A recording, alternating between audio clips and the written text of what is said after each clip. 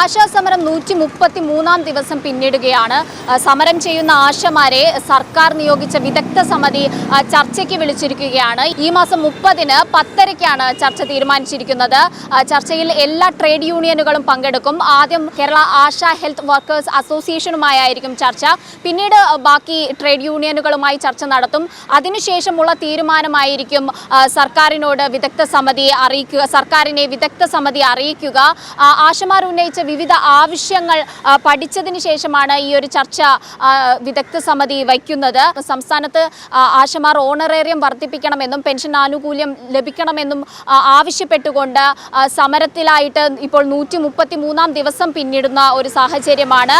ഈ ഒരു സാഹചര്യത്തിൽ പല തവണ ചർച്ചകൾ നടന്നെങ്കിലും അതൊക്കെ പരാജയമാകുകയായിരുന്നു.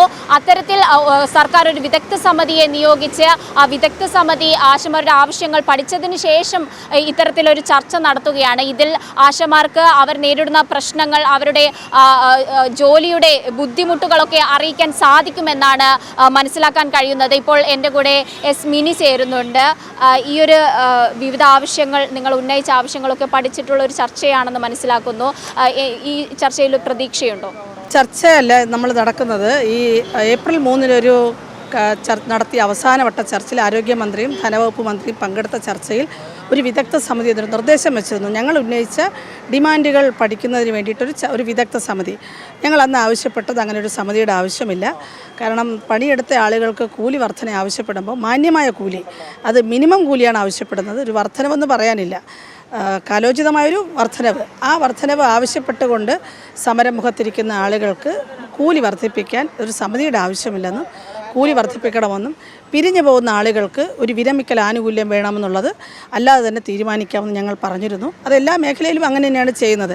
അതിനൊരു സമിതിയുടെ ആവശ്യമില്ല. പക്ഷേ ഗവൺമെൻറ് ഒരു സമിതി രൂപീകരിച്ചുകൊണ്ടാണ് ആ ചർച്ചയെ അവസാനിപ്പിച്ചത്. എന്താണെങ്കിലും അങ്ങനെ രൂപീകരിക്കപ്പെട്ട സമിതിയുടെ ഒരു ഹിയറിംഗ് വെച്ചിരിക്കുകയാണ്. അത് ഈ 30-ാം തീയതി നമ്മുടെ സമരം ചെയ്യുന്ന സംഘടനയെ ക്ഷണിച്ചിട്ടുണ്ട്. രാവിലെ 10:30 മണിക്കാണ്. അപ്പോൾ നമുക്ക് പറയാനുള്ള വിഷയങ്ങൾ അവിടെ പറയാമെന്നാണ് അറിയിച്ചിരിക്കുന്നത്. തീർച്ചയായിട്ടും ഞങ്ങൾ ആ സമിതി വിളിച്ചിരിക്കുന്ന അതിന് മുൻപാകെ ഞങ്ങൾ ഹാജരായി ഞങ്ങളുടെ മുഴുവൻ ഡിമാൻഡുകളും ഞങ്ങളവിടെ ഉന്നയിക്കും. അതിനകത്ത് ഏറ്റവും പ്രധാനപ്പെട്ടത് ഞങ്ങൾ അന്നും പറഞ്ഞിരുന്നു, ആശമാരുടെ ജോലിയുമായി ബന്ധപ്പെട്ട് സംസ്ഥാനമെമ്പാടും ഒരു ഏകീകൃത സ്വഭാവം ഇനിയും വന്നിട്ടില്ല. അത് ഓരോ സെൻറ്ററുകളിലും അവരവരുടെ ആവശ്യകതയ്ക്കനുസരിച്ചിട്ടാണ് പല ജോലിയും ആശമാരെ കൊണ്ട് ചെയ്യിപ്പിക്കുന്നത്. അതുമാത്രമല്ല, അമിതമായ ജോലിഭാരമാണ്. സർക്കാർ തലത്തിൽ അംഗീകരിക്കപ്പെടാത്ത ജോലികൾ വരെ പല സ്ഥലങ്ങളിലും ചെയ്യിപ്പിക്കുന്നുണ്ട്. അപ്പോൾ ഇതിന് കൃത്യമായൊരു ഏകീകൃത സ്വഭാവം വേണം എന്നുള്ളത് ഞങ്ങൾ ആവശ്യപ്പെട്ടിരുന്നു.